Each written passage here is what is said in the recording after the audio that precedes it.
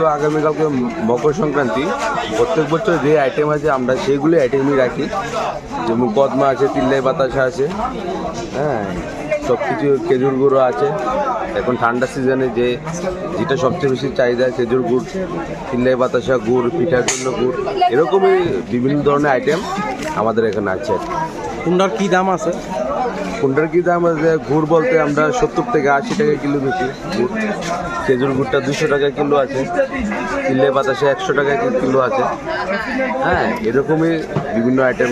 চালের গুঁড়ি 30 টাকা, 35 টাকা এমআরপি আছে, আমরা 30 টাকা বেচে দিই। হ্যাঁ, এরকমই আমরা চলছে আর কি। কীরকম ব্যবসা চলছে? ব্যবসা আগের তুলনা ভালো না।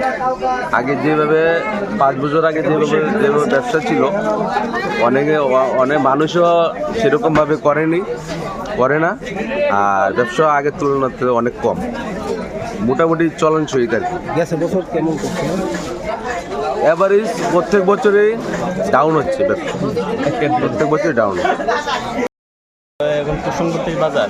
আচ্ছা, তিল্লাই, কদমা, খেজুর গুড়, চালের গুঁড়া, গুড় আছে। এই যে নিত্য নতুন যে প্রয়োজনীয় যা দরকারি করে তাই নিয়ে বসে আছে।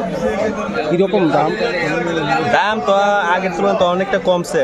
কদমা আপনি 200 টাকা কিলো, খেজুর গুড় 250 টাকা, তিল্লাই বাতাসা 100 টাকা কিলো, চালের গুঁড়া আছে কেজি 60 টাকা, গুড় আছে 80 টাকা।